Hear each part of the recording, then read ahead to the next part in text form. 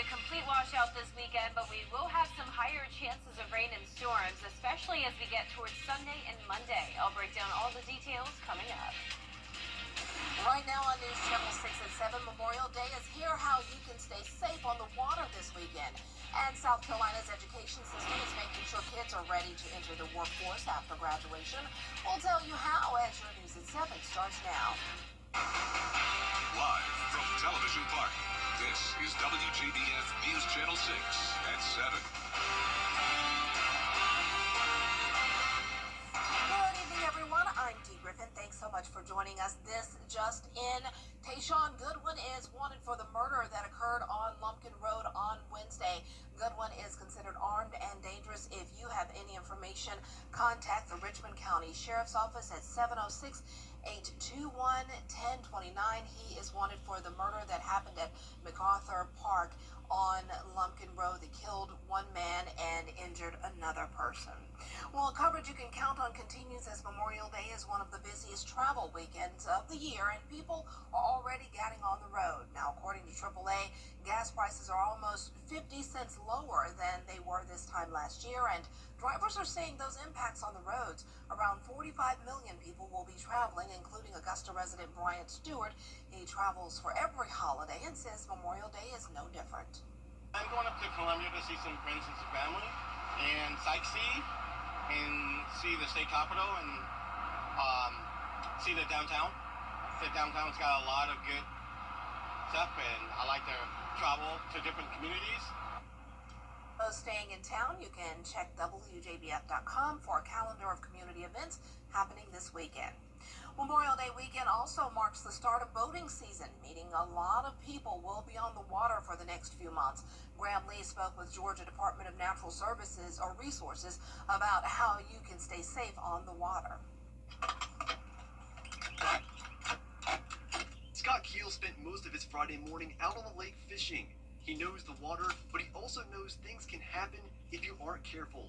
I've been in Augusta all my life, been brought up literally on this lake, and there's been a lot of tragedies out there. I've been here, witnessed some, and safety, most of them could be avoided with just safety. That's why the Georgia DNR has been increasing their presence on the water in recent years to ensure public safety. They decreased from 30 to 15 DUI arrests last year, but it's still a problem they're continuing to address. For some reason, been an increase with alcohol in youth. Been running into that a lot, and they've also been driving the vessels. So safety is paramount, not only for those individuals partaking in alcohol, but people surrounding them as well. So another one of the most important tips for swimmers is to wear a life jacket. By law, kids less than 13 years old are required to wear a life jacket when they go to any lake in the Peach State. Blandon's son Cooper showed us how to put one on and how it should fit. So with this life jacket here, you can sail all the way around. That it's not going to, once he jumps in the water, it's not going to rise above and it has the potential to slip off. His buckles are tight, and he's prepared to go in the water.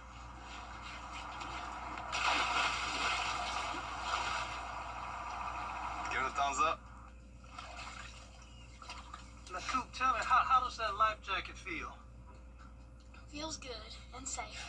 The most important thing to know is just be safe, and while being safe is to have fun. Plan to come back out here this weekend? Maybe. I'm going to avoid the crowd. This Friday morning, there's not.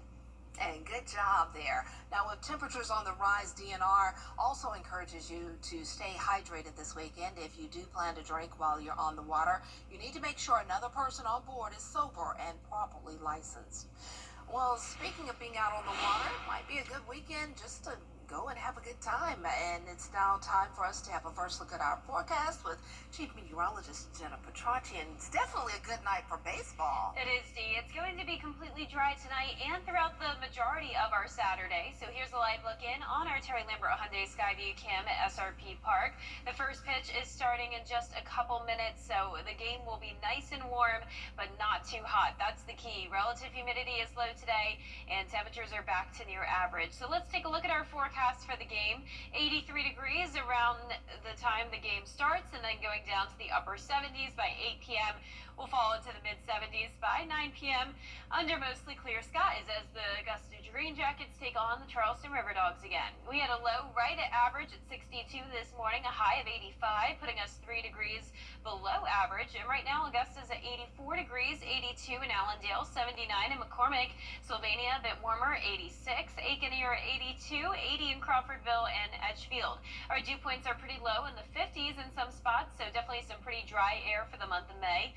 Winds are coming out of the south or the northwest for the majority of us, 13 miles per hour in Augusta, 11 in Aiken. So that's bringing in some of that cooler and drier air with high pressure just to the north of us. The winds are a bit breezy today as well, with gusts up to around 20 to 25 miles per hour. Our satellite radar showing the clear conditions this evening, and as we zoom out, you can see that high pressure keeping us dry. But down to the south of us, we do have this stalled frontal boundary, and that's producing some storms here around Louisiana. So eventually that front will move into our area, bringing us the chance of rain and storms starting Saturday night, then a slightly higher chance of rain on Sunday. But the good news is that a lot of this rain and thunderstorm activity looks to be coming in late at night and early in the morning. So I'll have a look at that on your Futurecast coming up, but back to you, Dee. Thanks so much. Well, there has been a storm of criticism over the naming of the new arena in Augusta. Tonight, we're hearing from the Godfather of Soul's daughter about the possibility of James Brown's name not being on the building. The former Civic Center was named the James Brown Arena in 2006. It was recently torn down to make way for a new arena. Earlier this week, leaders of the Augusta Coliseum Authority announced that it is being called the New Augusta Arena and may not bear James Brown's name. Fans and family members say the building should not exclude his name.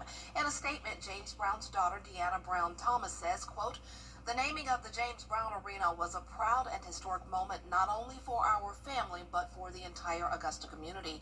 It remains the only arena in the world named after a music artist, and it was gifted freely by James Brown himself to the city he loved. His name on that building is a source of pride, legacy, and cultural identity." Primary Wave Music is the steward of Brown's name, image, and likeness, and the senior vice president of publicity says, quote, "We stand with Deanna and the family of James Brown to retain his name on the James Brown Arena. Mr. Brown's name is synonymous with the beautiful city of Augusta. James Brown is more than a name, it is a legacy," end of quote. And Deanna Brown Thomas says Primary Wave Music is proud of the continued gifting of James Brown's name free of charge. Now, the Coliseum Authority members say they are having ongoing discussions about the naming, and the new arena, by the way, is scheduled to open in 2027. This week in Columbia, the Education Oversight Committee voted on a major update to South Carolina's education system. Caroline Yaffa explains a potential change that could prepare students for life after high school. This new initiative is designed to help students be more career ready by the time they graduate, giving them the skills and required credentials they need to go straight to the workforce. The Education Oversight Committee is moving forward with what they call the South Carolina Tiered Credential System. Basically, it's a free certificate system that's meant to ensure employers that students are prepared and ready for the workforce. They'll be able to really hit the ground running, as we like to say, and they'll be ready to go and ready to work in these industries in South Carolina. The system is broken down into 3 tiers. Tier 1 covers basic industry-specific skills. Tier 2 includes credentials that boost employability. And Tier 3 features credentials required for high-wage, high-demand careers. It's just a nice start that gives you a heads up over other people that may be applying for a job. If you're needing to work your way through college, it's great to have this because you're going to be able to get into a higher wage job and help pay your way through college if that's what you want to do. Turner and Felder agree that this program would be great for students who do not know exactly what they want to do yet. That might give you the opportunity to explore a little bit, to decide, especially with the tiered system. You know, you're not going straight into the certifications that you need for a specific industry. You can kind of explore a little bit. They say it can also help students learn essential life skills. Being explained to you that you got to show up on time, you got to work hard, you've got to be participating, and there's going to be change, and you got to accept change. And those kind of skills are going to be good whatever they end up doing, even if they don't want to get into something industry specific. The committee is expected to meet again in June. If the updated system is officially approved, It will go into effect in August. In Columbia, I'm Caroline Yaffa. The closure of the local fabric store, Joann's, has left some businesses looking for a new supplier. They say getting products online can be unreliable because they can be the wrong color, texture, or just not what you're looking for. Local business owners say other craft stores don't provide the one-stop shopping they are used to, and they want to shop locally if they can. You order fabric online and sometimes it is completely not what you're looking for, and so that is going to be the biggest challenge. Let's think of our local shop owners now. Let's support them.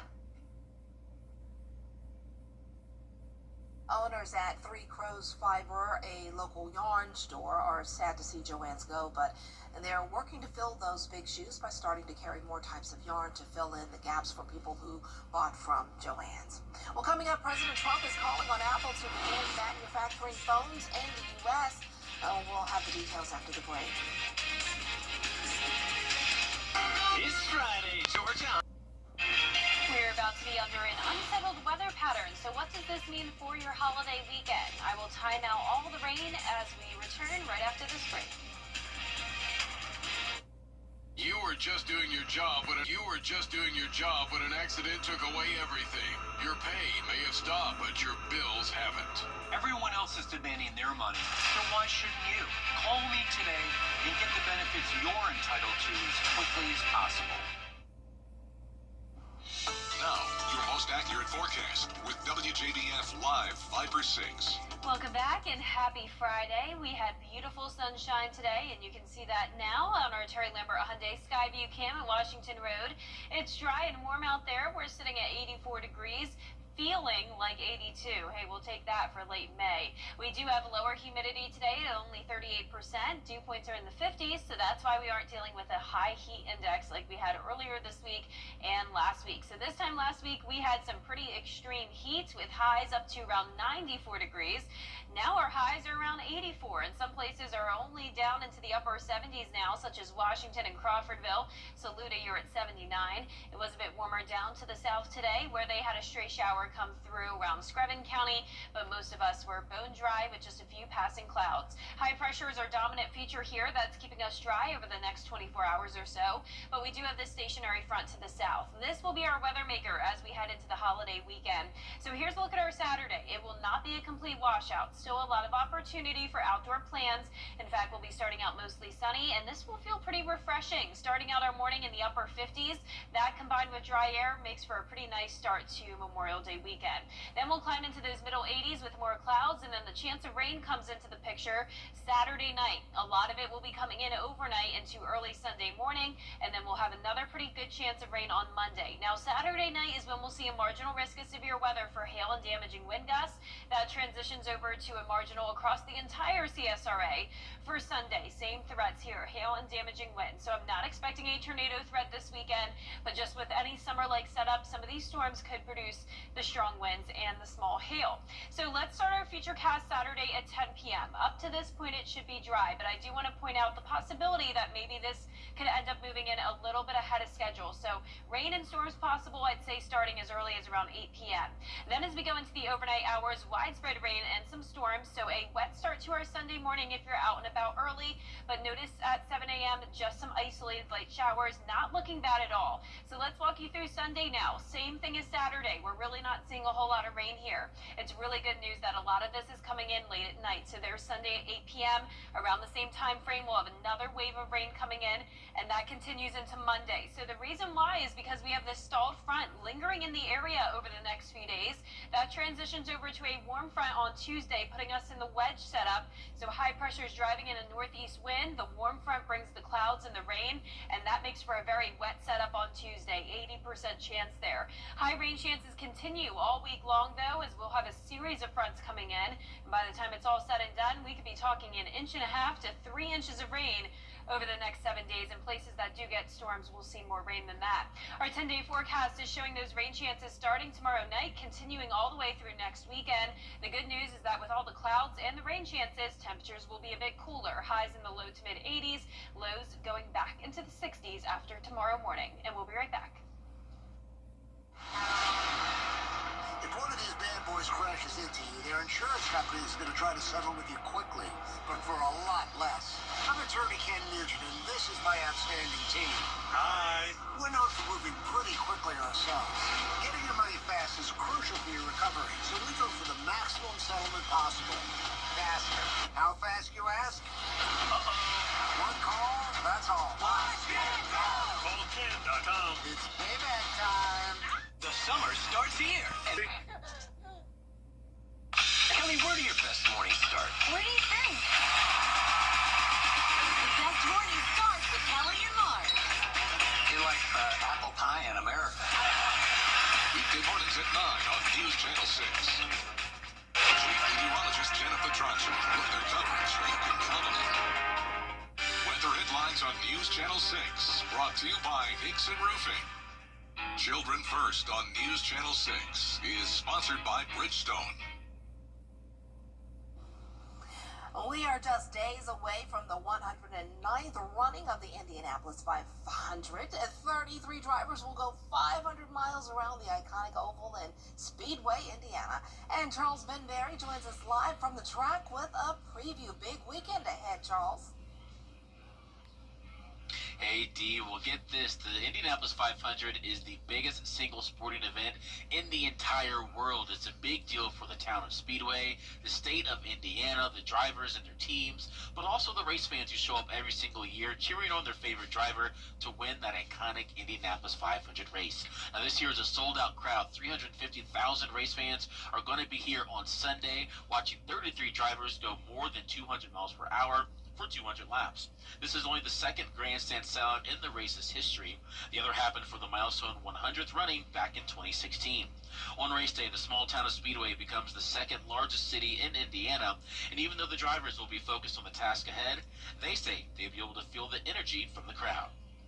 I always feel like racing at the Indy 500 is the most special day of the year, and yeah, to have a sellout and sort of see that everyone is coming out to watch this race is going to be such an incredible feeling, and yeah, it's going to be even more special for the one winning with having a solid crowd. During the national anthem, I mean, there's nothing like it. The goosebumps that you get from that, and seeing all the stands, the driver intros.